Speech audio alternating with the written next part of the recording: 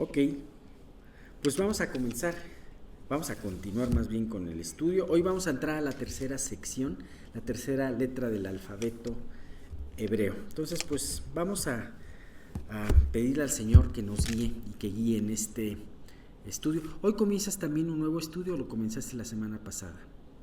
Comienzas hoy, perfecto, perfecto. Bueno, pues vamos a orar para que Dios bendiga a nosotros. Señor, te damos muchísimas gracias, muchas gracias porque podemos estar aquí contigo, porque podemos reunirnos en este domingo, Señor, para poder empezar esta tercera sección del libro del Salmo 119. Y Padre mío, asimismo también este nuevo estudio que Miguel el día de hoy nos va a empezar a compartir. Te queremos pedir que tú seas el que guíe toda la reunión, el que ponga en nuestra boca, Señor, las palabras con las cuales no solamente quieres que tú, con las cuales quieres que aprendamos todo, Señor. Sabemos, Padre mío, que ni Miguel ni yo somos nadie para dar este mensaje, somos solamente esos instrumentos tuyos, en donde, Padre mío, tú te has agradado para podernos utilizar y de esta manera poder hablar de estas cosas. Tú sabes, Dios, lo que necesitamos escuchar, lo que necesitamos aprender. Tú sabes que muchas veces eso que necesitamos escuchar y aprender no es lo que queremos escuchar, pero Dios, abre nuestros oídos, abre nuestro corazón para poder recibir estas enseñanzas y que puedan quedar en nuestro corazón. Te queremos pedir por los que no han podido llegar, para que tú los traigas, para que apresures sus pasos. Y Dios, pues los que no han de poder venir el día de hoy, Señor, puedan escuchar y conectarse, escuchar más tarde, Señor, este estudio. Todo esto te lo quiero pedir en el nombre de tu Hijo Jesús. Amén.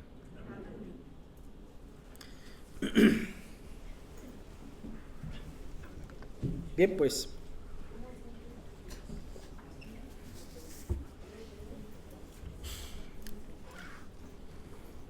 acabamos de ver precisamente la segunda parte, que es Bet, que hablábamos de una casa. Y ahora vamos a ver la tercera parte, la tercera letra del alfabeto Gimel, que viene también, tiene su raíz en la palabra Gamal. Como ya hemos visto desde el principio, este salmo es un salmo acróstico, es un salmo que podemos ver que cada 8 versículos comienzan con una letra del alfabeto. Si ustedes ven el hebreo, y no es difícil verlo porque hay un diccionario que sirve mucho de estudio de la palabra, que se llama el Strong, no me acuerdo, se me fue el Strong, se llama el Strong, como fuerte, y que ahí aparece aparece la versión Reina Valera con muchas de las acepciones de las palabras en hebreo y posteriormente en el Nuevo Testamento en griego, ¿no? Y todas las palabras pueden ver que cuando empieza cada versículo va a empezar con esta Gimel, ¿no? Y bien, Gimel viene de Gamal, y de hecho la primera parte que dice haz bien, utiliza precisamente la palabra Gamal. Y la palabra Gamal habla de tratar, tiene significado para tratar, ya sea tratar bien o tratar mal. Tiene el significado también de madurar. Y fíjense, no lo había visto como algo similar. Destetar también quiere decir destetar. Destetar tiene que ver con la madurez, ¿no? Precisamente.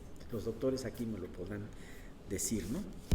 Bien, vamos a empezar. Vamos a ver hoy los primeros 4 versículos del 17, el Salmo 119, del 17 al 20. Vamos a verlo. Van a ver qué hermoso salmo, parte que es. Haz bien a tu siervo, que viva y guarde tu palabra. Abre mis ojos y miraré las maravillas de tu ley. Forastero soy yo en la tierra, no encubras de mí tus mandamientos. Quebrantada está mi alma de desear tus juicios en todo tiempo. Podemos ver los otros 4 porque vamos a hablar. Dice, reprendiste a los soberbios, los malditos que se desvían de tus mandamientos. Aparta de mí el oprobio y el menosprecio, porque tus testimonios he guardado. Príncipes también se sentaron y hablaron contra mí, mas tu siervo meditaba en tus estatutos. Pues tus testimonios son mis delicias y mis consejeros. Es algo curioso, no lo había visto, aquí aparece 2 veces la palabra siervo. Y esto habla de la humildad con la cual el salmista se presentaba delante de su Dios. Esta es una tercera sección y es intensa, como la podemos ver. Habla de cierto sufrimiento. Como veíamos, esta palabra viene del vocablo gamal y significa todo esto, y lo que me llama mucho la atención es que significa madurar y aún destetar. Y sabemos que el destete es parte de la maduración del niño. Hay veces que a las mamás les cuesta más trabajo, hay veces que al niño le cuesta más trabajo, pero finalmente es un proceso de madurar. Y sabes que de aquí viene, ¿por qué todo esto de madurar y destete? Porque de aquí viene lo intenso de esta sección. El autor, si ustedes se dan cuenta, describe ciertas pruebas por las cuales probablemente haya estado pasando. Una prueba en donde él está a lo mejor pasando por un desierto en donde la palabra no le está hablando. Leo y no entra la palabra, ¿no? Quizás probablemente también está hablando de que está en medio de un lugar hostil, un lugar donde él no se siente en familia. Está hablando de una alma quebrantada anhelando los mandamientos de Dios.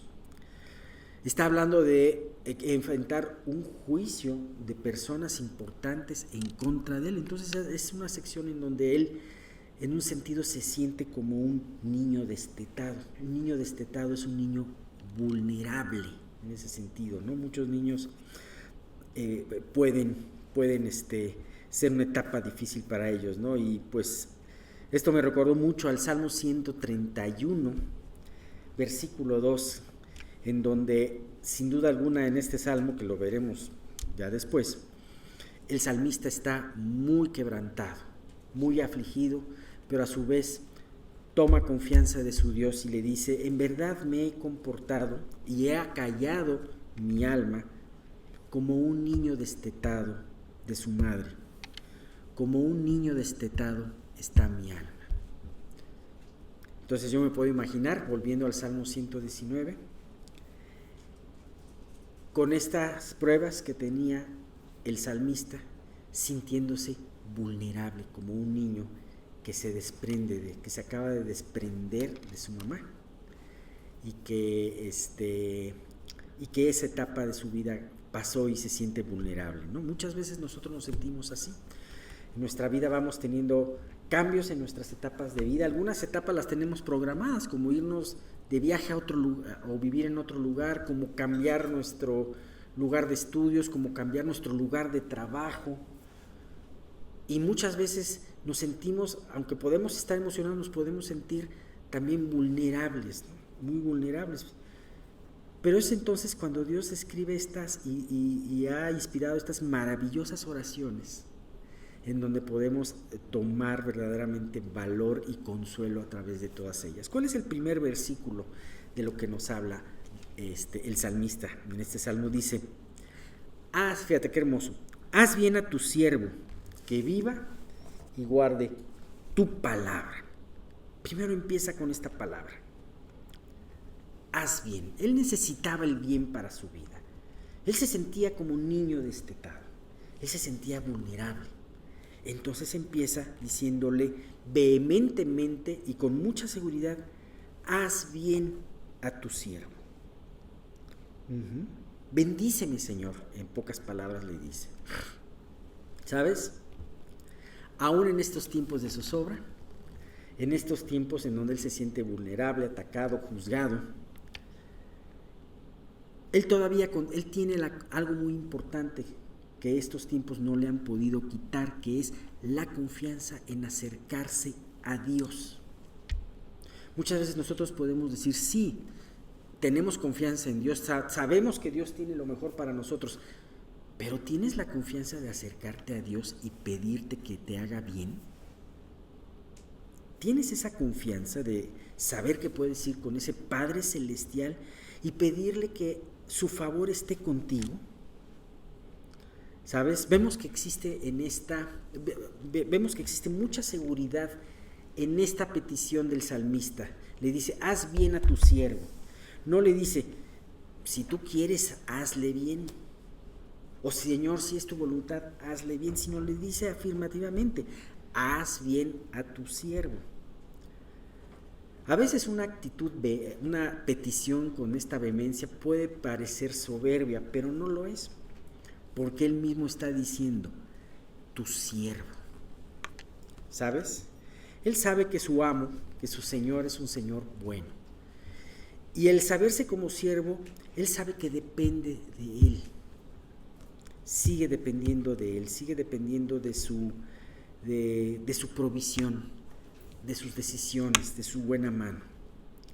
Entonces esta primera pequeña frase nos puede enseñar 3 cosas importantes. La primera de ellas, no importa qué tan afligido te encuentres o qué problemas tengas, siempre va a ser tiempo de acercarte a tu Señor en oración. La segunda, así como el salmista lo hizo, tú puedes pedirle a Dios con seguridad que te bendiga, de que te haga bien. ¿Cuándo es un momento difícil de que Dios te pida que te bendiga? Te voy a dar un ejemplo. Cuando tú pecas, cuando tú caes y eres descubierto, te das cuenta que caíste en un pecado. Y muchas veces cuando tienes una forma equivocada de caminar, tú no te das cuenta hasta que a través de alguna situación o a través de alguna exhortación te das cuenta que estás viviendo mal. Entonces te sientes muy mal con Dios. Esos son los momentos en donde es muy difícil pedirle a Dios, bendíceme Dios, porque no te sientes con confianza. ¿Sabes qué? Si tú eres enfrentado en tu pecado, y tú te avergüenzas de tu pecado, ok, confiésalo, arrepiéntete de todo tu corazón, pero ¿sabes qué? Ve a Él, y para de ti siempre va a haber esa bendición y siempre va a haber ese oído dispuesto a escuchar que esta oración, haz bien a tu siervo. La tercera, en esa seguridad de tu petición, así como el salmista, tampoco debes de olvidar que tú eres su hijo y su siervo. Él es digno de que lo trates con el Señor. El Señor, a pesar de que te quiere bendecir, Él no tiene ninguna obligación de bendecirte. Tampoco, a pesar de que tú le puedas servir en lo que Él te tiene, tampoco lo mereces. Es por eso que tú debes de llegar delante de Él, decirle, Dios, como dice, haz bien a tu siervo. Ahora, ¿cuál es la petición del salmista? Ayúdame contra mis enemigos. Bueno, podría ser. Ayúdame a salir de esta deuda. También puede ser, tú puedes pedir todo eso, sí, pero hay algo muy importante. De ninguna manera el salmista le da la petición, hace la petición para poder gastar en sus deleites, sino le dice, dame vida. Dice, haz bien a tu siervo, que viva y guarde tu palabra. ¿Cómo quiero que me hagas bien? Dame vida, Señor. Quizás estaba en una situación peligrosa el salmista, en donde se daba cuenta que la vida no la podía dar por un hecho. Bueno, pues todos nosotros no podemos dar por un hecho nuestra vida, no importa qué edad tengamos, no podemos hacerlo. Por eso cada día que nos levantamos es un milagro de Dios. Dios nos da la vida. Cuando tú tienes una amenaza de muerte, una amenaza de enfermedad, tú dices muchas veces, Dios, concédeme la vida, dame vida. Pero también ahí entra una situación, ¿para qué quieres la vida? La vida es muy claro y hemos visto, es un regalo de Dios, no la des por un hecho. ¿Para qué quieres la vida? Para gastar en tus deleites, para perder el tiempo. No, aquí dice que viva y guarde tus mandamientos. ¿Sabes? Este era un punto muy importante. Dios, yo quiero que me des vida, pero para que en esta vida puedas seguir sirviéndote, puedas seguir cumpliendo tu voluntad, guardando tu palabra. De hecho, Dios quiere enseñarnos el día de hoy que ¿para qué quieres vivir el resto de los días que te quedan? Si tú no la quieres vivir para estar en comunión con Dios, entonces tus motivos de vida son egoístas. Entonces sí, tarde o temprano vas a querer vivir para gastar tu vida en los deleites, ¿no? Bien, el versículo 18. Este versículo me gusta mucho, dice: abre mis ojos y miraré las maravillas de tu ley. Aquí el salmista le pide a Dios que le dé algo que normalmente no tiene. Abre mis ojos. Ajá. Si tú abres mis ojos, solamente voy a poder entender, alimentarme y aplicar tu palabra. Es un aspecto muy importante. En este versículo Dios nos quiere enseñar que no podemos entender su palabra a menos que Él abra nuestros ojos. No podemos entender las cosas espirituales a menos que Él nos dé esos ojos espirituales. Que nos dé, es decir, solamente a través de la acción del Espíritu Santo en nuestras vidas vamos a poder entender lo que Dios quiere enseñarnos en la palabra. Y déjame decirte una cosa. Hay una cosa muy chistosa que sucede, así como el escriba que saca del cofre, como el padre de familia que saca los tesoros nuevos y los tesoros viejos. Muchas veces te puedes pasar por el mismo pasaje, versículo, y Dios te puede enseñar una cosa nueva. Solamente eso lo puedes hacer cuando Dios hace este trabajo. Es muy interesante cuando la Biblia habla de a tal persona le abrió los ojos, ¿no? Podemos ver, por ejemplo, en Génesis 21:19, cómo Dios le abrió los ojos a Agar, la sierva de Sara, para poder ver una fuente de agua. Podemos ver en el libro de Números cómo Dios le tiene que abrir los ojos a un hombre que estaba más necio que un asno, Balaam, para que pudiera ver el ángel de Dios. O sea, primero abrió la boca del asno. Dice, y aún así no entendió, hasta que le abrió los ojos y vio al ángel de Jehová. Y también podemos ver en Segunda de Reyes, el criado de Eliseo. Eliseo le pidió a Dios que abriera sus ojos para que viera con los ojos de Dios la batalla espiritual. ¿Cómo podemos olvidarnos de este tipo de peticiones que están a nuestro alcance, que podemos pedirle a Dios y podemos decirle: Dios, abre nuestros ojos en esta situación? Esta situación, esta prueba por la cual estoy pasando, no la estoy entendiendo. Abre mis ojos. Enséñame lo que tú quieres ver, así como tú le enseñaste lo que querías ver a Agar, a Balaam y a Giezi. Así también enséñame qué es lo que no estoy viendo en esta prueba, por qué no estoy prosperando o por qué estoy sintiéndome intranquilo, qué es lo que pasa. Y Dios seguramente va a abrir tus ojos. Y sobre todo, no te olvides de pedirle a Dios porque abra tus ojos cada vez que vayas a la palabra. Quizás el salmista se encontraba en una etapa desértica en su vida. A veces el pecado también nos puede nublar, nos puede quitar esa visión espiritual.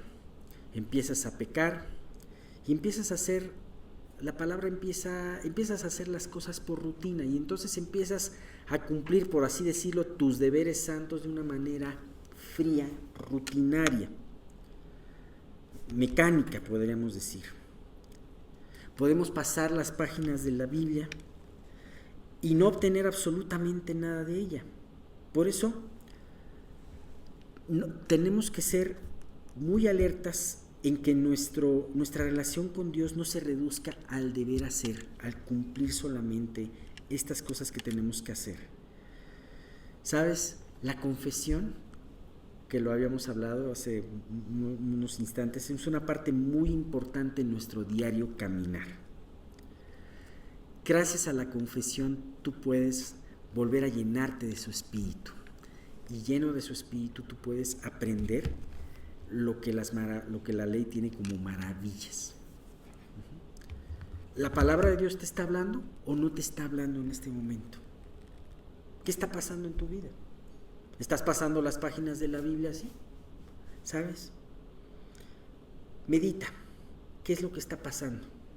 Medita si hay algo que Dios te quiere enseñar y que estás teniendo como una situación pecaminosa. A veces esas son muy sutiles.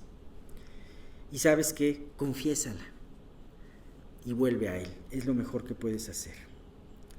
Realmente solamente Dios, a través del Espíritu Santo, nos puede enseñar esas cosas maravillosas, ¿no? Como ya mismo el mismo Jesús lo decía.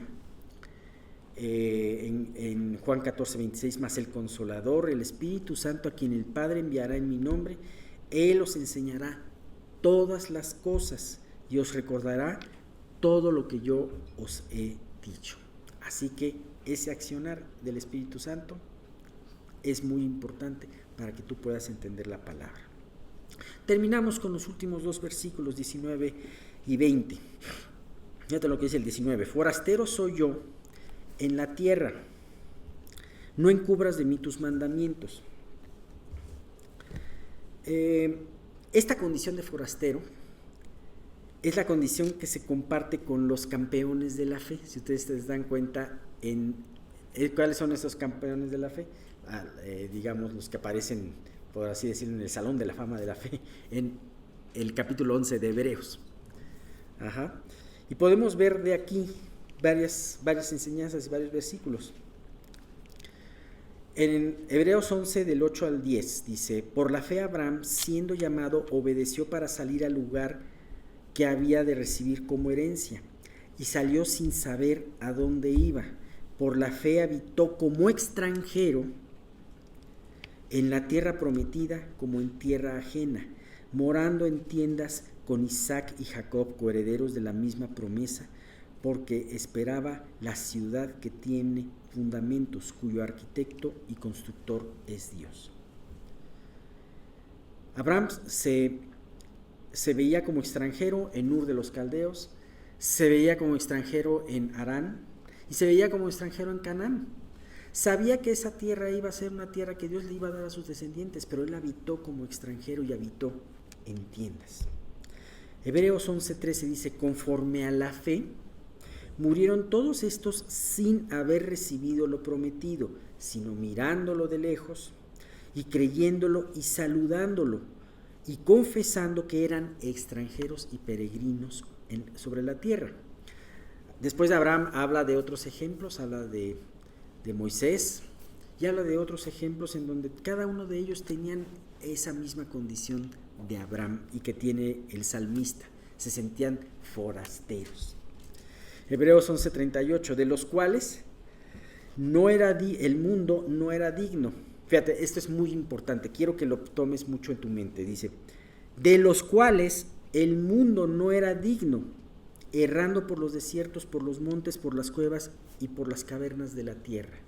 A veces esa situación errante del Hijo de Dios puede parecer una situación muy injusta.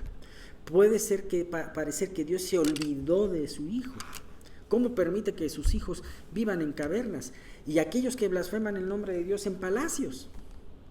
Pero aquí te dice, el mundo no era digno. Qué hermoso cómo ve Dios a sus siervos. Dice, el mundo no es digno de mis siervos.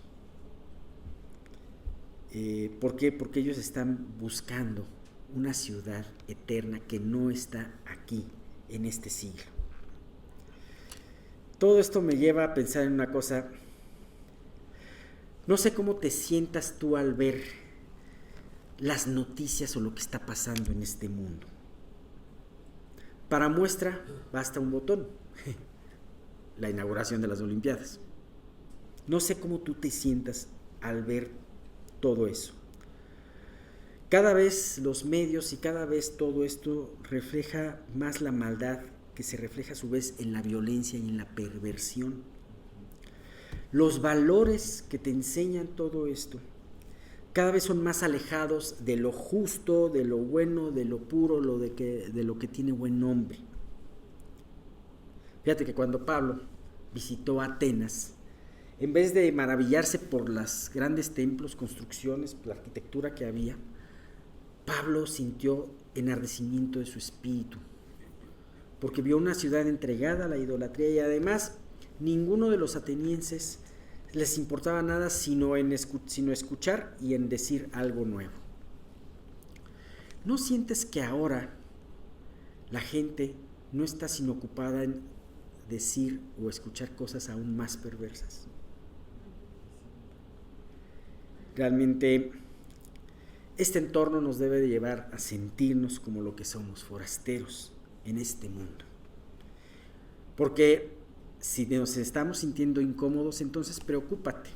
Me llama mucho la atención, uno de los mensajes, una persona posteó un tweet o un X, que ahora le llaman, y puso una de las aberraciones que pasaron ahí, de unas escenas, ¿no? de lo que pasó hace 2 días. Y decía, sí, es una persona que no conoce a Dios, pero decía, si tú te sientes mal, compungido, con un mal sabor de boca, o aunque menos incómodo o asqueado por ver todas estas cosas, no te preocupes ni te aflijas, estás del lado correcto, decía.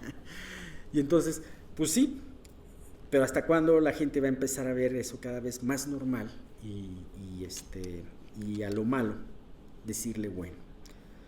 Por eso la palabra nos lleva a sentirnos como forasteros en este mundo, y el sentirnos como forasteros en este mundo nos da esta necesidad apremiante, en donde el salmista le pide: no encubras de mí tus mandamientos. Los mandamientos, la palabra de Dios debe de ser esa línea de vida, a la cual tú te agarras. Ok, Dios en su voluntad te dejó en este mundo, no te llevó cuando te convertiste, pero ¿sabes qué? Debes de buscar los mandamientos con esa vehemencia. ¿Anhelas que la palabra de Dios te consuele y llene de esa manera? ¿Deseas pasar el tiempo en ella? ¿Estás consciente de que en tu diario caminar es vital tu contacto y alimentación con ella? ¿Estás consciente que eres forastero en este mundo? ¿O te deleitas en este mundo? ¿Te sientes identificado en este mundo? Entonces ya tenemos problemas. Desde luego, si tú te sientas identificado con este mundo, vas a menospreciar las palabras, los preceptos de Dios. Pero el mundo pasará, pero las palabras de Dios nunca van a pasar, nunca van a dejar de ser. Finalmente el versículo 20 dice: quebrantada está mi alma de desear tus juicios en todo tiempo. Jesús nos advirtió de antemano que en este mundo tendríamos aflicción. ¿Sabes? Este versículo está muy ligado con el anterior, porque el hecho de sentirte forastero debe de llevarte a anhelar la palabra de Dios. Y la verdad, qué envidia como el salmista anhelar la palabra al punto de quebrantarse por no consultarla, por no tenerla a tu lado. Verdaderamente yo deseo que Dios nos conceda a todos este anhelo tan grande de vivir quebrantados, de aún quebrantarnos, porque nos falta la palabra de Dios. Si tú amas a Cristo, su palabra guardarás y entonces anhelarás estar con ella. ¿Qué tanto estás profundizando y deleitándote en la palabra de Dios? Como resultado de este tiempo será tu anhelo por regresar y alimentarte de ella. Por último, con respecto a este punto, en donde dice: quebrantada está mi alma de desear tus juicios en todo tiempo, Spurgeon escribió algo muy bonito, ¿no? Fíjate, dice: los deseos espirituales son las sombras de las bendiciones venideras. lo que Dios tiene la intención de darnos, primero nos lo hace anhelar. De ahí la maravillosa eficacia de la oración, porque la oración es la encarnación de un anhelo inspirado por Dios, porque Él tiene la intención de otorgar la bendición. O sea, si tú tienes un anhelo en tu corazón, pues sabes que es porque Dios quiere que ores y quiere bendecirte con la respuesta. ¿Cuáles son tus anhelos entonces, mi oyente? Eso dijo.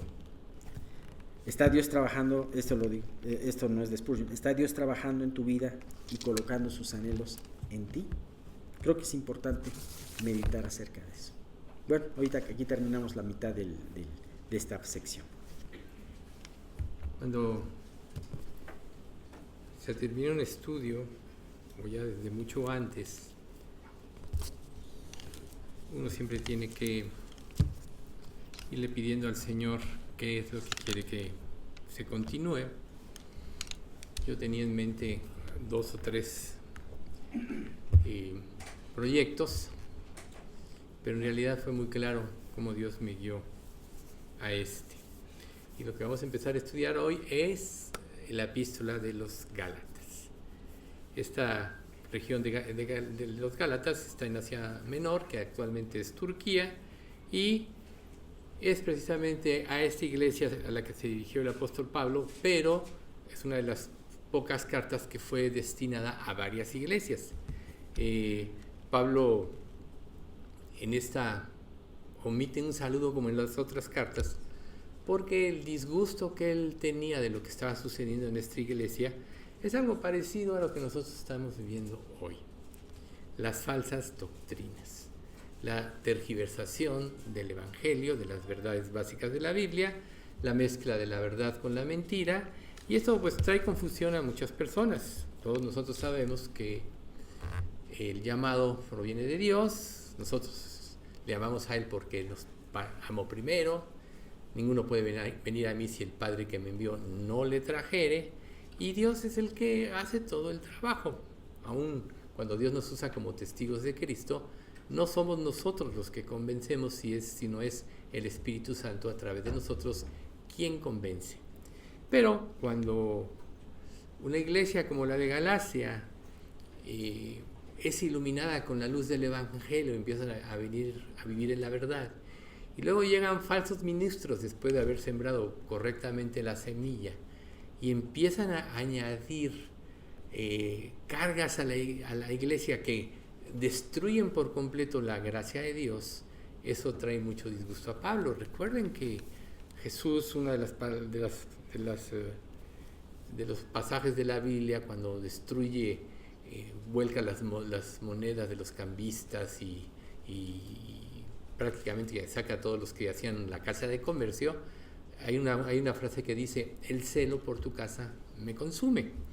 Y precisamente Pablo, quien más adelante vamos a hablar específicamente del momento de su conversión, pero Pablo, cuando es iluminado por Cristo en el camino de Damasco y Dios le abre el entendimiento, él prácticamente con ese mismo ímpetu y ese mismo celo, pero ya purificado y limpiado de falsos motivos, empieza a predicar el Evangelio. Lo hace sin lugar a dudas de una manera intensa, quizá la más intensa de todos los demás, aunque eso no es cuestión de menosprecio a los otros apóstoles. Vemos apóstoles como Juan, el apóstol del amor, y cada uno nos aportó algo que fue guiado por el Espíritu Santo para que se conformara todo el Nuevo Testamento.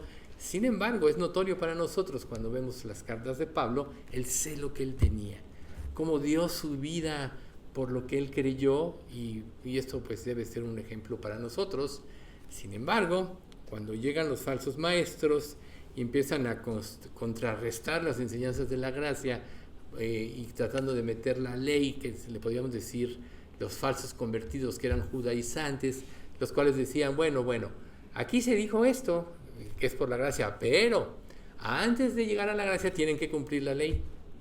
Antes de llegar a la gracia tienen que ser como nosotros y redimirse.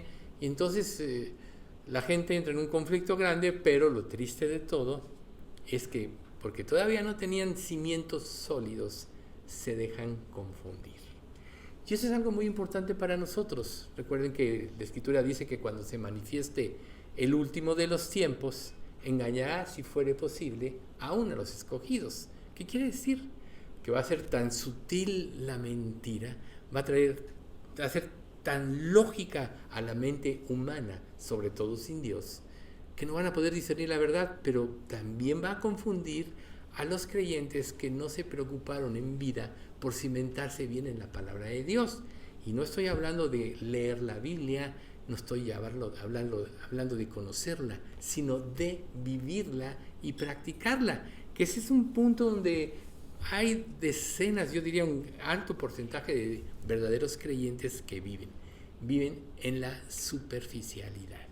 Y esto precisamente les impide tener convicciones férreas y firmes que no los muevan de la verdad.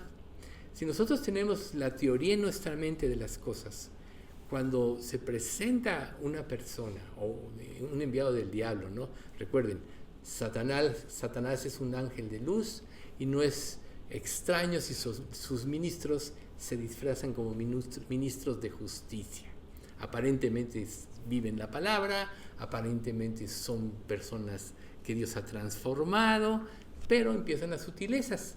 Nunca se nos olvide, por ejemplo, cuando se presenta Satanás después de que Jesús ayunó 40 días y 40 noches donde se manifestó su más grande debilidad, cómo el diablo entra de una manera sutil a través de las Escrituras a tratar de confundirlo. Y si no hubiera sido que Jesús, obviamente Dios hecho hombre, conocía profundamente las Escrituras, seguramente hubiera caído en el error. Y el diablo sigue trabajando de la misma manera. Ok, lees la Biblia, qué bueno, yo también la conozco. Ok, conoces estas verdades, yo también las conozco. Te va a decir todo para que tú bajes las barreras. Y ahí es donde va a meter la cizaña, donde va a meter el error. Por eso es que solo viviendo la palabra, no conociendo, viviendo la palabra, es como vas a poder sobresalir o salir adelante. Recuerden, no son los oidores de la ley los justos ante Dios, sino los que cumplen la ley, esos serán justificados. De nada nos sirve ser oidores olvidadizos. Recuerden, por ejemplo, en la parábola del sembrador, vemos los 4 casos: la semilla que cae en el camino, la que cae en tierra que tiene poca profundidad, la que cae entre espinos y cardos y la que cae en la buena tierra. Cada una de ellas hace un trabajo de acuerdo a lo que es la persona. La que cae en el camino, llega el diablo y arrebata lo sembrado, la mayoría de las personas. La que cae en tierra con poca profundidad empieza a creer, empieza a vivir, pero cuando vienen las pruebas, las persecuciones, la negación de ti mismo y cosas de ese tipo, pues inmediatamente renuncian y la palabra se vuelve infructuosa. La que cae en la tierra con espinos y cardos, etcétera, es precisamente lo que estamos viviendo en este mundo. La maldad creciente ahoga la palabra y se vuelve infructuosa. Pero la que cae en buena tierra produce fruto a 30, 60 y 100 por uno. Nosotros tenemos que aspirar a ser esa buena tierra. Que la palabra transforme nuestra manera de pensar, transforme nuestra manera de ver las cosas. Esta parte del Salmo de en tu luz veremos la luz es muy importante. ¿Por qué? Porque tenemos que aprender a ver cómo Dios ve el pecado. Si nosotros no vemos cómo Dios ve el pecado, lo vamos a consentir. Siempre, de alguna manera, cumplir la ley de Dios implica una negación de nuestra naturaleza humana, lo que la Biblia llama la carne. Porque la carne no quiere someterse a Dios, no quiere seguir sus enseñanzas, no quiere negarse a sí mismo. Y volvemos a Gálatas: el deseo de la carne es contra el espíritu y el del espíritu contra la carne, y estos dos se oponen entre sí para que no hagáis lo que quisierais. Entonces vemos esas luchas entre nosotros, pero vivir la vida cristiana implica siempre una negación de estas cosas, que cuando Dios nos da la fuerza para hacerlo, levantando convicciones a través de vivir la palabra, es precisamente cuando empezamos a ver como Él ve, es cuando empezamos a vivir en la luz. Por eso Jesús dijo que si alguno quiere venir en pos de Él, tome su cruz cada día y le siga. Y tomar su cruz implica negar de nuestra vida todas aquellas cosas que pueden afectar nuestra relación con Cristo, que pueden enturbecer o enturbiar, mejor dicho, nuestro pensamiento con la mezcla de ideas falsas y verdaderas, lo cual no nos lleva a nada. Recuerden que la palabra dice que el impío es como mar en tempestad que no puede estarse quieto. ¿Cuál es la característica de un mar en tempestad? Está contaminado. Hoy, por ejemplo, usando un poquito esto que atinadamente, y yo creo que la mayoría lo vimos, de la inauguración de los Juegos Olímpicos, nosotros vimos solo el resumen, pero una de las cosas que me llamó la atención es cómo se dedicaron a limpiar el río Sena para que pudieran nadar y ser así, ¿no? Y decían, no, eso va a ser, a futuro quieren que todo el río sea así, hay 3 partes que van a ser, pero bueno, eso es precisamente parte de lo que estamos viviendo. Todo este mundo está contaminado por las aguas, que representa el sistema de pensamiento humano opuesto a Dios, que trae una influencia en nosotros tremenda. Y salirse de esta influencia solo nos puede ayudar como a asomar la cabeza, ¿no? La luz del Evangelio es lo único que nos puede no nada más ubicar en lo que estamos, sino generar las convicciones. Recuerden una cosa muy importante, y es algo que deben tener presente como una frase: la vida cristiana es una vida de convicciones, no de conceptos. Y las convicciones es lo que cambia la vida, no conocer. Si no, Jesús no hubiera dicho, ¿por qué me llamáis Señor, Señor, y no hacéis lo que yo os digo? Entonces nosotros vemos que estos judaizantes prácticamente minaron la doctrina central del Nuevo Testamento y denigraron la gracia de Dios. ¿En qué consiste básicamente la gracia? En suministrar un pago por el castigo que merece la consecuencia del pecado, y librarnos de la esclavitud de la ley. La ley fue puesta por Dios. ¿Cuál fue el propósito de la ley? Que quien quisiera cumplirla, que quien quisiera buscar a Dios se diera cuenta que no podía hacerlo, y esto lo llevara a la gracia de Dios, al Mesías que habría de venir, al Cordero de Dios, ¿sí? Ese fue el propósito de la ley. En Romanos capítulo 15:4 dice que el fin de la ley es Cristo para justicia a todo aquel que cree. El fin o el propósito de la ley es llevarnos a Cristo. Entonces, ¿qué pasa si tú te concentras en la ley? El diablo sabe que no la vas a poder cumplir. Si mete legalismo en una iglesia, entonces va a ser una iglesia de hipócritas. ¿Por qué creen que aquí a nadie se le obliga a nada? Uno tiene que generar sus propias convicciones, si no estamos en el aire, vamos a estar en una hipocresía. O sea, si tú no generas una convicción en tu vida, no vas a cambiar por más que se te diga. ¿O qué? ¿La ley acaso no nos dijo siempre, no mientas, no robes, no hurtes, no codicies, etcétera? Sin embargo, la humanidad vive en esto. Todo lo practica. Entonces, viene el sentimiento de culpa, viene la justificación y empiezan a tergiversar la verdad. Bueno, yo hice esto por esto. Yo robé porque tenía necesidad, ¿no? Y empiezan a echarle la culpa a Dios. Es que no me diste lo suficiente, Dios. Un proverbio dice, la insensatez del hombre tuerce su camino, y luego contra Jehová se irrita su corazón. Y hoy vemos cómo el ser humano está enojado con Dios, lo quiere sacar de sus vidas, porque el mundo está entregado al pecado.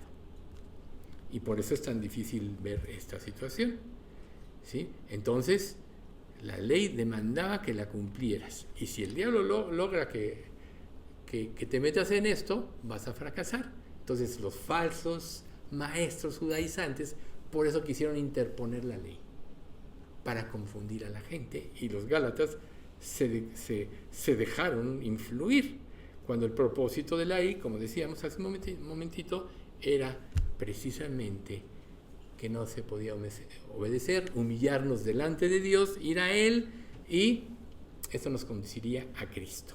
Gálatas 3:24 nos dice, De manera que la ley ha sido nuestro ayo para llevarnos a Cristo a fin de que fuésemos justificados por la fe.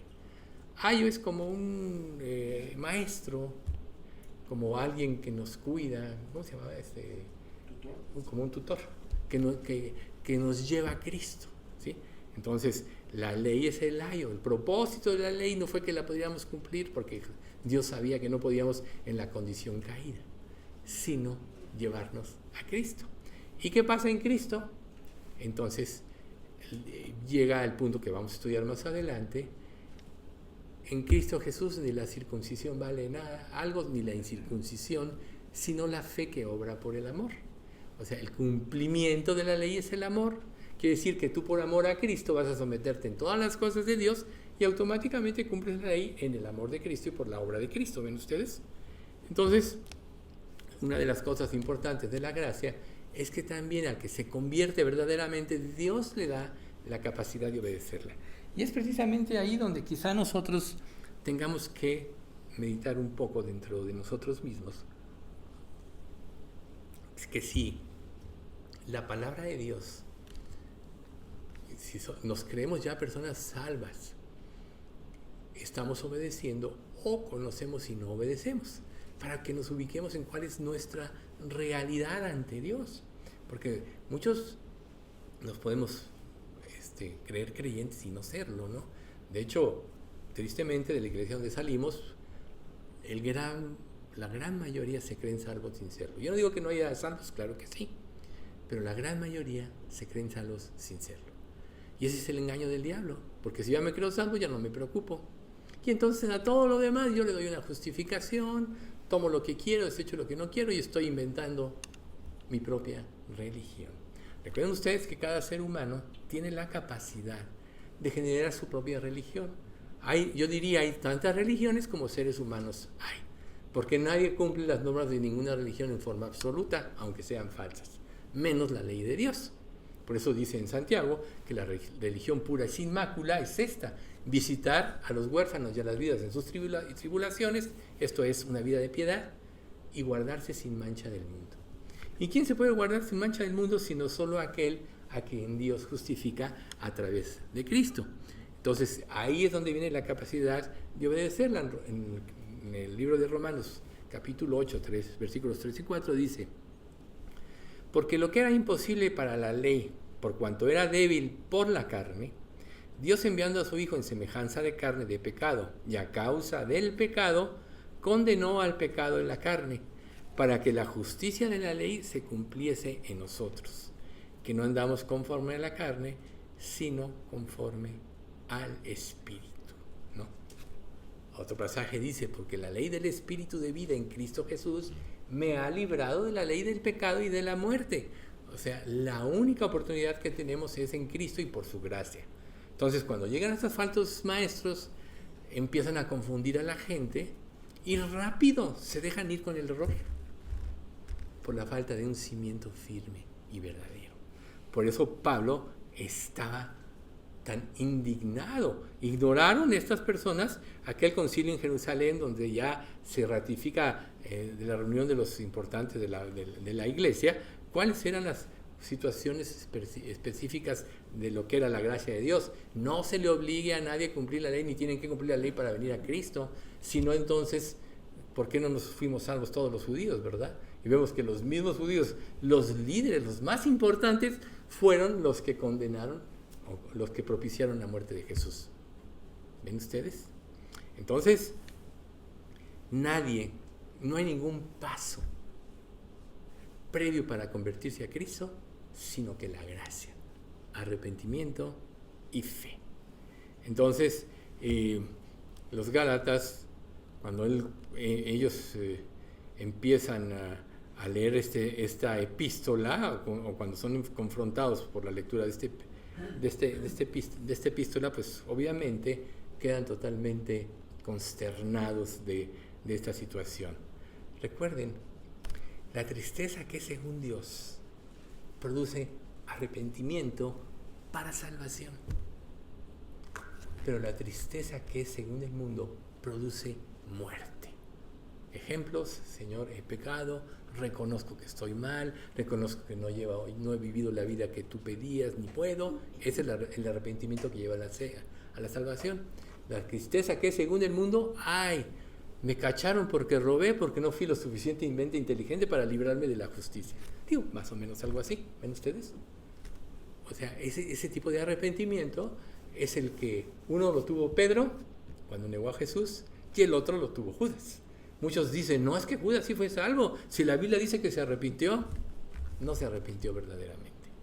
Porque si hubiera arrepentido, le hubiera pasado lo que a Pedro. Pero cuando tú pasas la barrera de la más alta convicción, ya Dios te entrega, y no te conviertes, Dios te entrega a tus pensamientos y a tu pecado. No sé si han visto ese pasaje que dice: lo entregué a Satanás para destrucción de la carne. Una persona es tan necia en algo, y puede ser en creyentes, que Dios lo entrega a sus pensamientos cerrados. Ándale, ¿quieres vivir así? Órale. Y entonces, hasta la muerte. Si va a ser salvo, si es que fue salvo, porque la salvación no se pierden. Recuerden: mis ovejas oyen mi voz, y yo las conozco y me siguen, y no perecerán jamás, ni nadie las arrebatará de mi mano. Mi Padre que me las dio es mayor que todos, porque nadie las puede arrebatar de las manos de mi Padre. La salvación, una vez que es, jamás se pierde. Pero si viene la disciplina, si hay necedad al que no quiere aprender, cuando Dios nos da todos los elementos. Entonces, en este primer capítulo vamos a ver prácticamente 5 partes. La primera, que es la que vamos a empezar a estudiar, esta fue la introducción, que es: el apóstol Pablo afirma su carácter apostólico contra los que lo desprestigiaban. Luego, esto es del 1 al 5, del 6 al 9, reprende a los Gálatas por rebelarse en contra del Evangelio de Cristo por la influencia de malos maestros. Del 10 al 14, prueba la autoridad divina de su doctrina y misión, y declara lo que era antes de su conversión y llamamiento, y cómo procedió después, del 15 al 24. Entonces, Gálatas 1, del 1 al 5, dice así: Pablo, apóstol, no de hombres ni por hombre, sino por Jesucristo y por Dios el Padre, que lo resucitó de los muertos. Y todos los hermanos que están conmigo en las iglesias de Galacia: gracia y paz sean a vosotros de Dios el Padre y de nuestro Señor Jesucristo, el cual se dio a sí mismo por nuestros pecados para librarnos del presente siglo malo, conforme a la voluntad de nuestro Dios y Padre, a quien sea la gloria por los siglos de los siglos. Amén. Entonces, Pablo era apóstol. Sí, la mayoría no lo querían reconocer. ¿Cuál era la característica de un apóstol? Que había seguido y había estado todo el tiempo con Jesús. Pero a Pablo, como un abortivo, él mismo lo dice, le fue revelado el Evangelio en aquel camino a Damasco, cuando se le aparece Jesús, que fue arrebatado hasta el tercer cielo. Algo inaudito para que pocos o casi nadie ha experimentado, probablemente Juan en la revelación del Apocalipsis, donde dice que le fueron reveladas cosas inefables que no le está permitido al hombre expresar. Así lo define Pablo.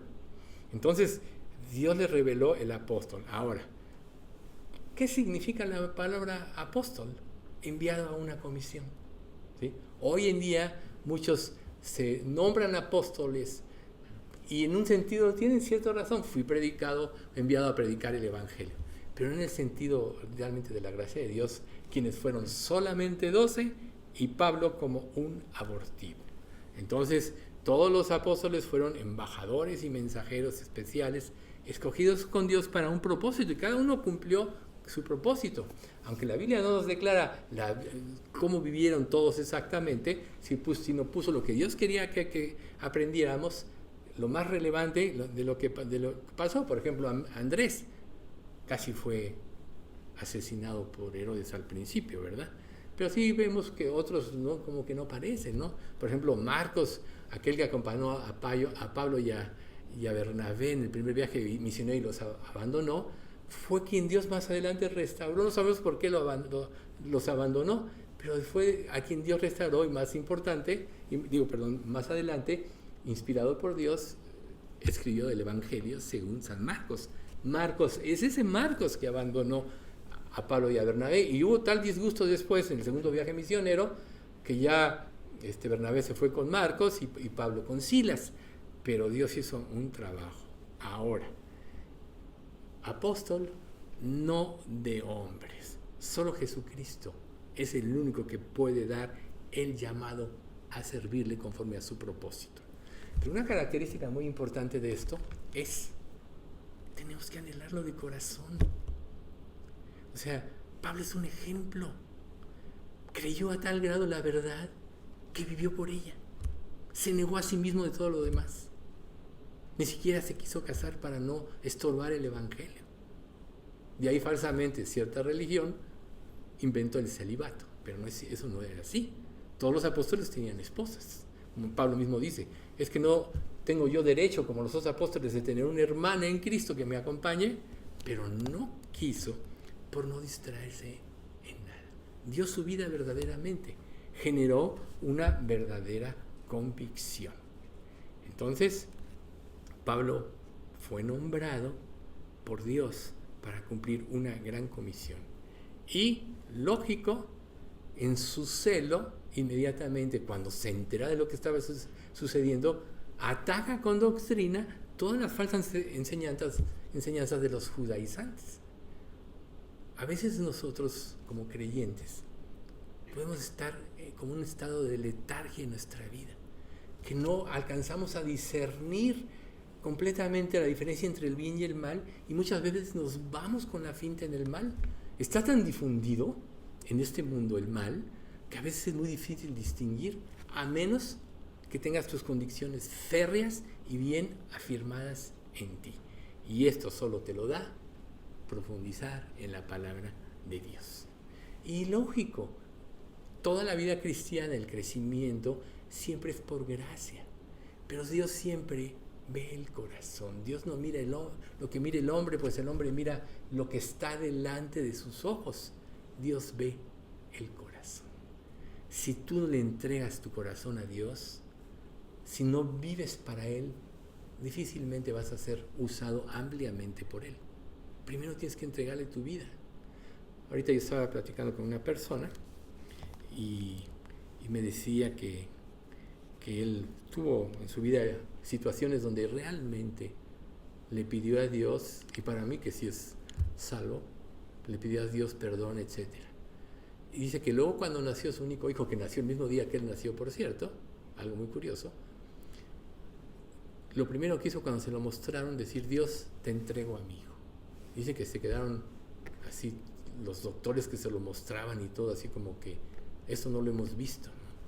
Es que dice, yo me di cuenta que yo no iba a poder. Y así, estuvo muy agradable la conversación. Pero tú te das cuenta que una persona tiene disposición de su corazón, cuando una persona realmente quiere escapar de este mundo y de sus falsedades. Entonces, hay un pasaje que dice,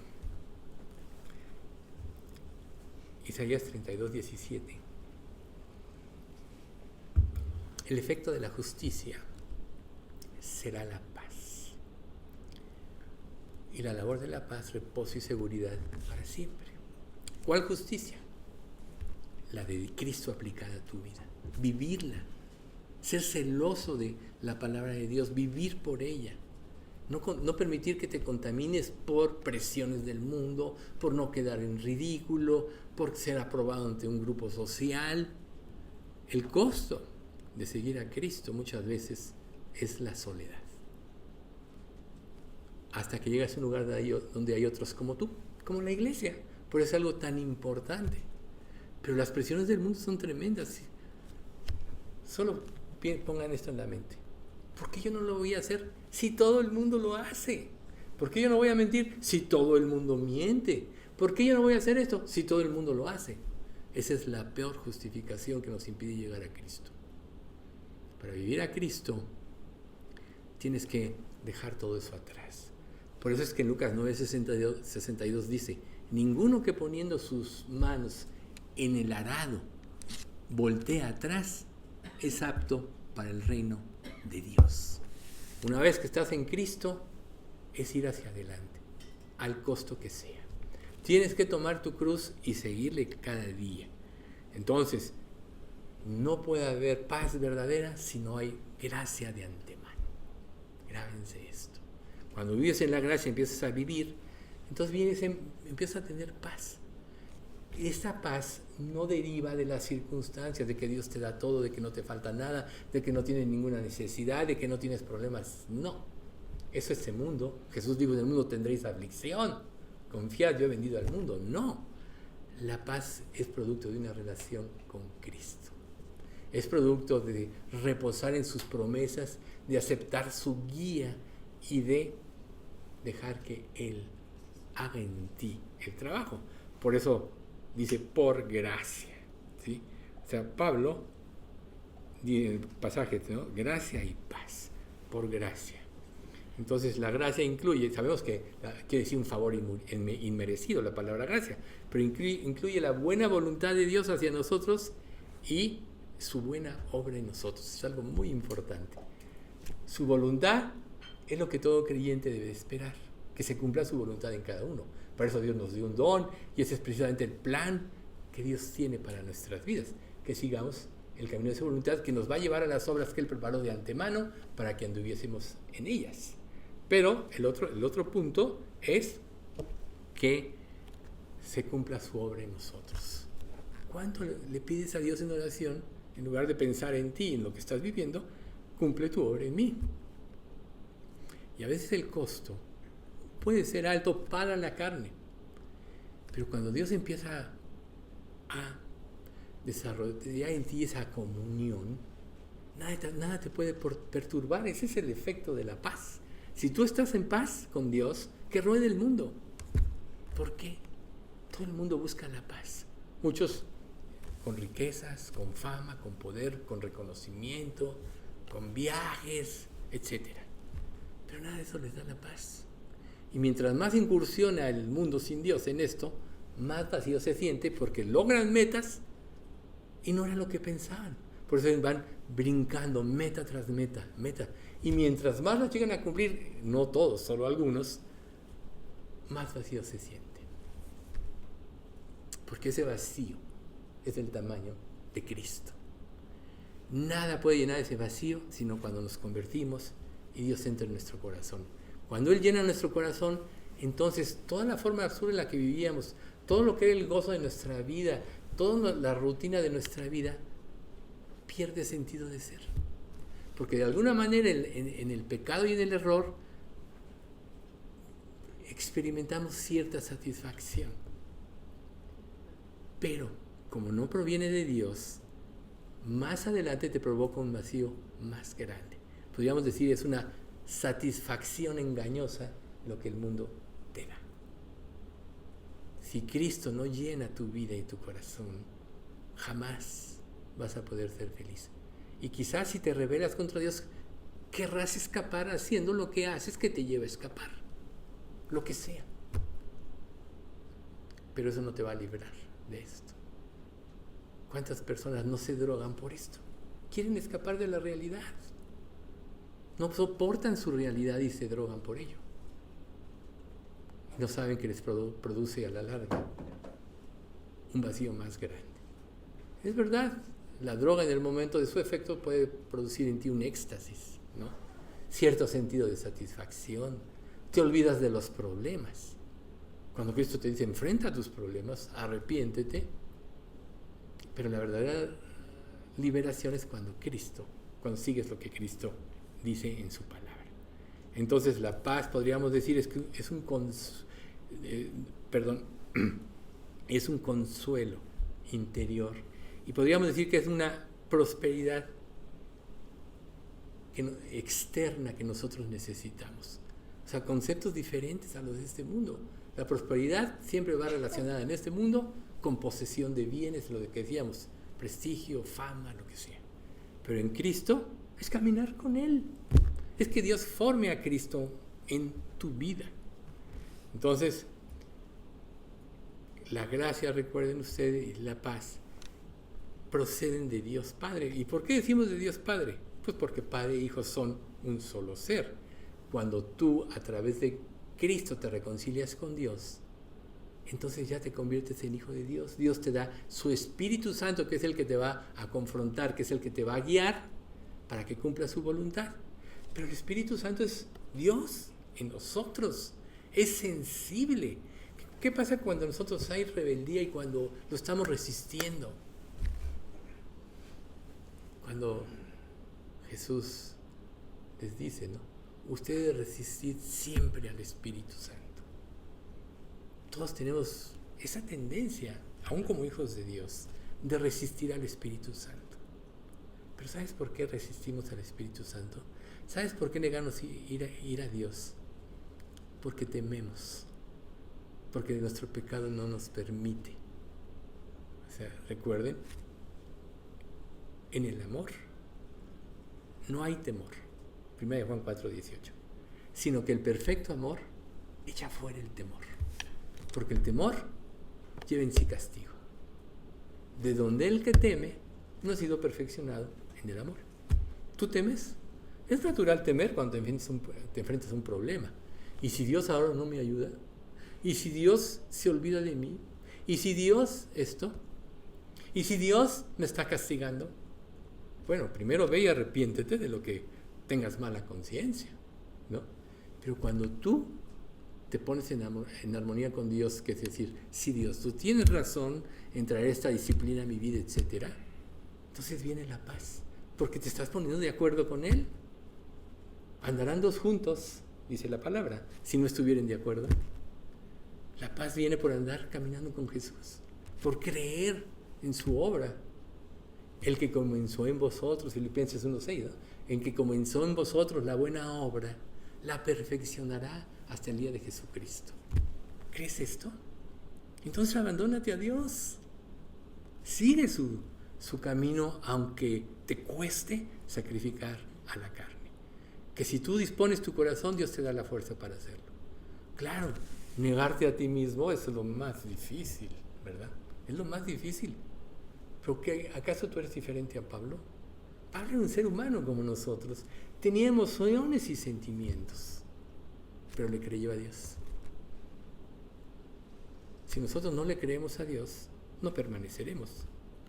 Entonces, algo que tenemos que tener presente siempre, si realmente ya nos convertimos, y es precisamente parte de lo que ahorita dijimos, Cristo se dio por nuestros pecados.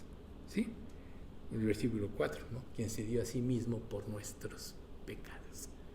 Cuando nosotros nos convertimos, siempre tenemos que recordar una cosa. Cuando tú actúas mal, etcétera, y todavía no te arrepientes, la culpa te aleja de Dios, la mala conciencia.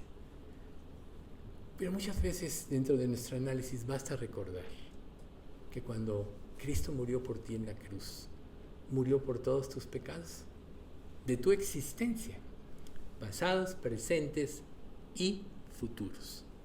Por tanto, ya Dios no tiene nada contra ti, siempre te ve perfecto a través de tu Hijo. ¿Por qué? Entonces, ¿por qué Dios nos pide estarnos arrepintiendo?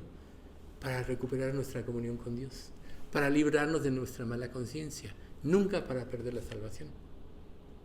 Por eso la misma palabra nos lleva a autoanalizarnos, ¿no? Recuerden Hebreos 4:12, penetra hasta lo más profundo del alma, del espíritu, de las coyunturas y los tuétanos, y discierne las intenciones y los pensamientos del corazón. Saca lo que de dentro, lo que tú mismo no entiendes ni de ti, ¿no? Siempre esa frase, es que ni yo me entiendo a mí mismo, pero por eso estoy pecando, ¿no? No soy yo, no eres tú, soy yo. Hasta hay frasecitas así que se ponen en la tele, ¿no? No eres tú, soy yo. Hombre, eres tú. Y eso te impide venir a Cristo. Por eso la palabra nos ayuda, porque es como un espejo, ¿no? Santiago 1:25.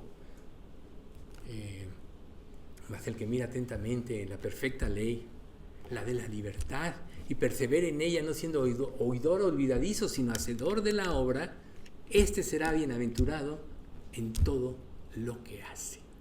Eso nos llevará al cielo. Será bienaventurado el que mira atentamente. No quiere decir que no vas a tener problemas, no quiere decir que no vas a tener pruebas. Las pruebas nos preparan para enfrentar el mal, nos preparan para resistir las tentaciones, nos preparan para resistir al diablo, como dice Pedro 5:8, ¿no? Resistir al diablo, 1 de Pedro, y huirá de vosotros. Resistir al diablo. ¿Cómo lo puedes resistir? con los argumentos de la palabra, como lo hizo Jesús en la tentación en el desierto. No lo vas a resistir con tus razonamientos. Ahí te va a ir la fácil del diablo. O sea, hizo caer a Adán y a Eva, y ha hecho caer a miles a lo largo de la existencia de la humanidad. Pero no hizo caer a Cristo. Ni todo el que tenga la mente de Cristo ni vive en la palabra va a caer ante sus insidias. Entonces nos debe quedar claro, volviendo al punto del falso evangelio, ya que por las obras de la ley ningún ser humano será justificado delante de Dios, porque por medio de la ley es el conocimiento del pecado. Ya eso ya lo vimos ahorita. Entonces, por eso es tan importante apropiar el perdón de Dios. Muchas veces aún en eso fallamos. Muchos creen que no necesitan el perdón, se creen buenos por 2 o 3 obras buenas que han hecho, ¿no? Recuerden de la balanza romana, obras buenas, obras malas. No, estoy siendo muy malo, entonces voy a hacer obras nuevas para equilibrar mi balancita. Ese es el peor error en la que una persona puede caer. O sea, el que no es conmigo, contra mí es. Y solo Cristo salva. Entonces, si te sientes culpable por obras, mejor arrepiéntete. Entonces Dios te llevará a las obras que Él preparó de antemano para que andes en ellas. Son las únicas que van a prevalecer en la eternidad. Tus obras producidas por ti se van a quemar en el día del juicio de los creyentes. No es un juicio de condenación, sino el juicio de las obras. 1 Corintios 3, 13 al 15, ¿no? Se van a quemar. Solo las obras producidas por Dios, las que Él preparó de antemano, van a prevalecer. ¿Y cómo vas a vivir en esas obras? Sino descubriéndolas a través de profundizar en la palabra de Dios, a través de la lectura de la Biblia. Luego, Cristo nos redimió de la maldición de la ley, hecha por nosotros maldición, porque escrito está: maldito todo aquel que es colgado en un madero. Gálatas 3:13. ¿Por qué? Dentro de esa explicación estamos poniendo esto. Porque tenemos que ser afirmados en la gracia. Porque la única manera de escapar de la maldición contra lo que los falsos maestros judaizantes hacían era que solo Cristo te puede liberar. 2 Corintios 5:21. Al que no conoció pecado, por nosotros lo hizo pecado, para que nosotros fuésemos hechos justicia de Dios en él. 1 de Pedro 2:24. Quien llevó a sí mismo nuestros pecados en su cuerpo sobre el madero, para que nosotros, estando muertos a los pecados, vivamos a la justicia, y por cuya herida fuisteis sanados. O sea, solo Cristo nos puede sanar del destino de vivir, o sea, del destino del infierno. Nos puede llevar a la comunión con Dios. Esa es la infinita grandeza del precio que Jesús tuvo que pagar. Y muchas veces nuestra falta de entrega, nuestra falta de convicciones es por falta de gratitud a lo que Él hizo en nosotros, lo que hizo por nosotros en la cruz, porque no lo comprendemos en la profundidad que deberíamos. Hemos estado viendo paralelamente las consecuencias del infierno, todo lo que nos lleva fuera de Dios y cómo la gente va a sufrir ahí. De veras que, conociendo el infierno, no creo que ninguno de nosotros deseara que aún nuestro peor enemigo fuera ahí. Y es ahí donde surge el cargo por las almas perdidas. A veces en tu persona te puedes sentir ofendido por cosas, pero ve a esa persona pagando en el infierno eternamente y yo te aseguro que tu mente va a cambiar. ¿Por qué? Porque no debes desearse a nadie, ahí no hay regreso. Ahí la gente va a sufrir progresivamente, donde el gusano de ellos no muere y donde el fuego nunca se apaga. ¿Sí?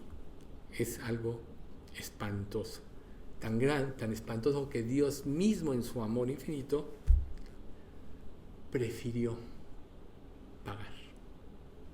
Ese solo hecho es lo que nos debería de cautivar, porque cuando te conviertes ya fuiste librado de ese lugar para siempre. ¿Por qué sigues pecando? Por inseguridad. Porque inseguridad ¿en qué? En el amor de Dios. El origen del pecado es la falta de confianza en el amor de Dios. Por eso tomas tu vida en tus manos, de diferentes maneras. No, yo voy a hacer lo que yo creo que es. Voy a desechar lo que Dios dice. ¿Te estás alejando de Dios? Te estás alejando de la oportunidad del arrepentimiento, porque tu corazón se va endureciendo. Y recuerda, cuando tú llegas al máximo umbral de convicción, que es donde se puede producir el arrepentimiento, y lo traspasas, ya no hay remedio, ya no hay vuelta atrás. Por eso es que la tribulación, todo aquel que acepte el número de la bestia, prácticamente está firmando su condenación eterna. Ya no hay regreso. Y muchos en esta vida ya lo han traspasado. O sea, lo vimos ahora, con este descaro y cinismo de todo lo que sucedió en la apertura de las Olimpiadas, ¿no? Así hicieron burla de la cena del Señor ahí.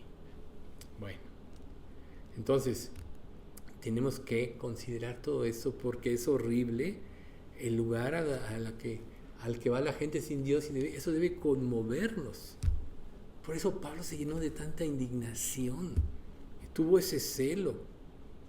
Y claro, ¿qué es lo más importante cuando tú realmente ves esto? Primero enfrentaste tu vida, pero lo ves en otros. Los confrontas a su destino.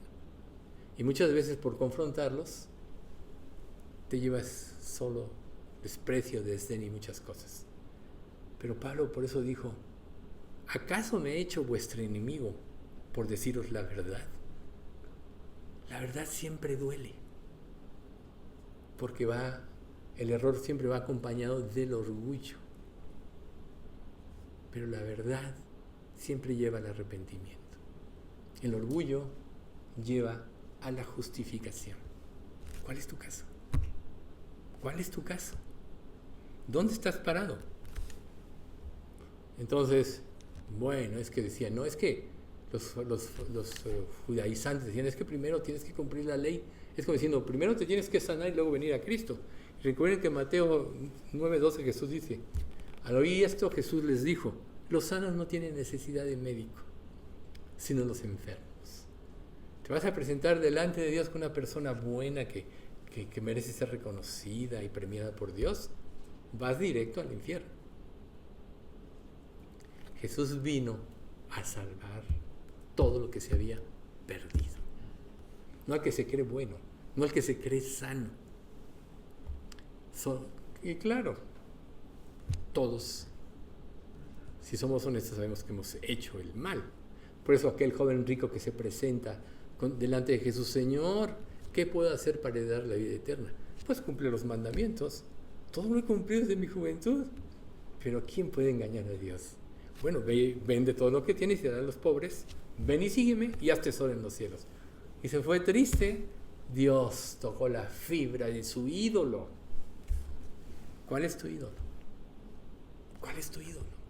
¿Qué se está impidiendo ir a Dios? El problema no es Dios. Él ya dio todo por ti. El problema eres tú. Por eso es que el principio del arrepentimiento es reconocer que el problema está en ti. Pero si te justificas, estás siguiendo el camino del diablo y estás siguiendo el camino del infierno.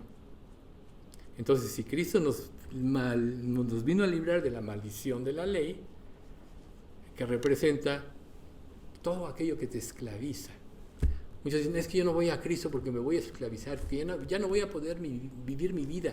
Yo quiero vivir mi vida. Entonces lo que quieres es esclavizarte más. Porque si no, Jesús nos hubiera dicho, y conoceréis la verdad, y la verdad os hará libres. Así que si el Hijo libertare, seréis verdaderamente libres. Entonces, solo los que reconocen, se humillan, ponen su fe en Cristo y son santificados por el Espíritu Santo, son los que van a ser librados de la condenación eterna. ¿Y de qué van a ser librados también? Del presente siglo malo. O sea, la Biblia no diría el presente siglo malo si no estuviera totalmente corrompido, y vemos que va en aumento. Si no, no diría Romanos 12:2, no os conforméis a este siglo, sino renovaos por medio de la renovación de vuestro entendimiento, para que comprobéis cuál sea la buena voluntad de Dios, agradable y perfecta. Es fácil vivir como todo el mundo vive, es fácil conformarse a las ideas de este mundo, pero eso te priva del privilegio de tener comunión con Dios y te priva del privilegio de tener la verdadera paz. 1 Juan 2, 15 y 16, lo conocemos. No améis al mundo ni las cosas que están en el mundo, porque si alguno ama al mundo, el amor del Padre no está en él, porque todo lo que hay en el mundo, los deseos de la carne, los deseos de los ojos y la vana gloria de la vida no procede del Padre sino del Hijo, y el mundo pasa y sus deseos, pero el que hace la voluntad de Dios permanece para siempre. 1 Juan 5:19. Sabemos que somos de Dios y el mundo entero está bajo el maligno. ¿Crees esto? Bien. Mateo 26:42. Otra vez fue Jesús y oró por segunda vez diciendo en la tentación: Padre mío, si no puede pasar de mí esta copa sin que yo la beba, hágase tu voluntad. Porque para que nosotros conformemos nuestra voluntad a la de Dios Padre, tenemos que pasar por esa copa de la negación. Imagínense ustedes si Jesucristo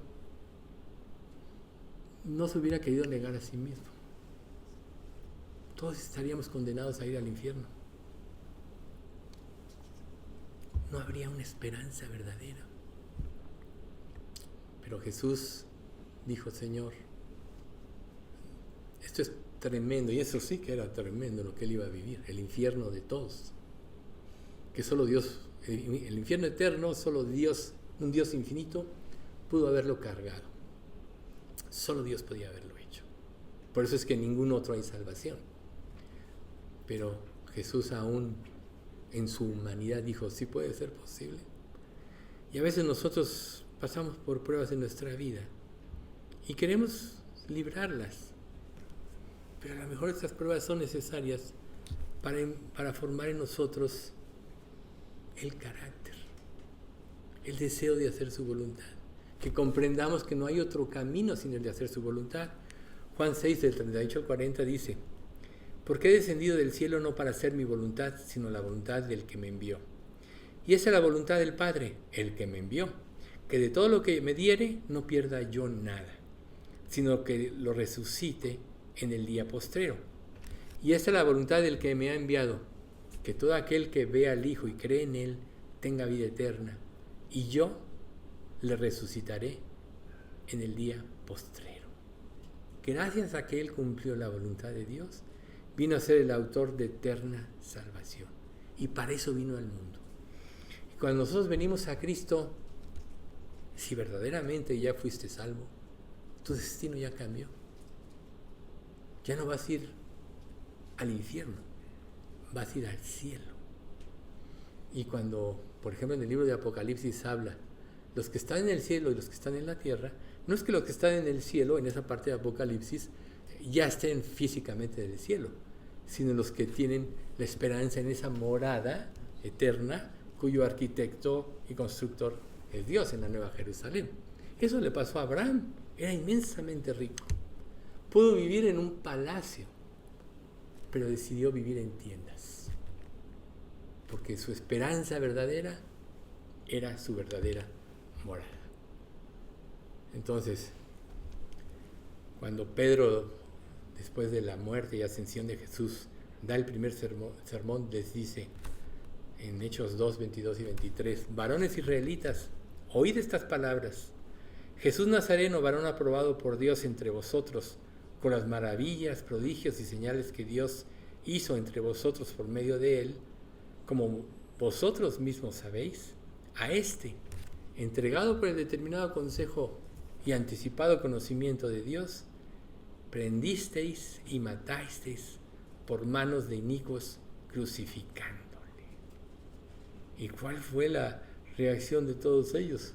Al oír esto se confundieron de corazón y dijeron: varones hermanos, ¿qué haremos? ¿Sí?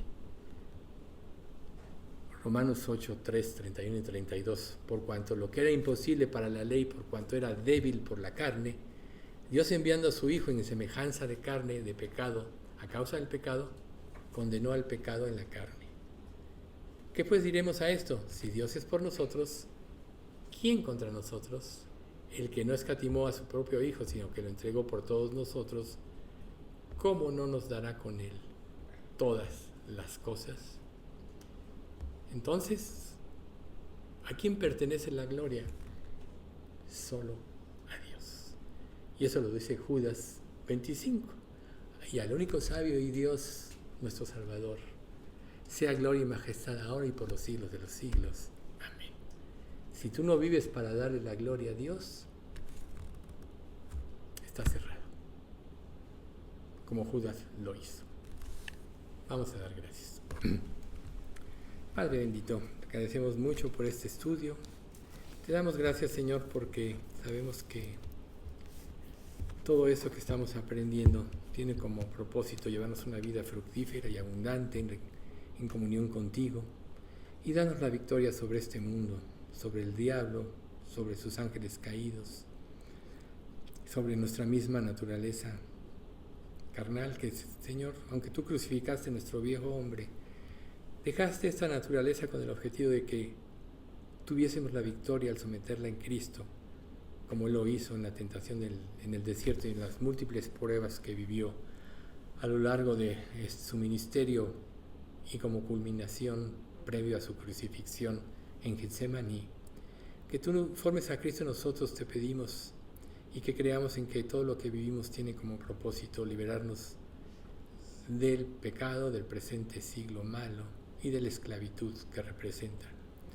Señor, nos ponemos en tus manos y hoy quisiéramos pedirte especialmente por Margarita, porque ha estado bastante malita, Señor, pues tú recupera su salud y lo más importante, Señor, afírmala en la fe, en la salvación, y concédele, Padre, que su familia te pueda conocer. Lo mismo te pedimos por la familia de cada uno de nosotros, Señor, pero haz que seamos un testimonio verdadero, Padre, viviendo lo que tú quieres que vivamos conforme a lo que aprendimos hoy.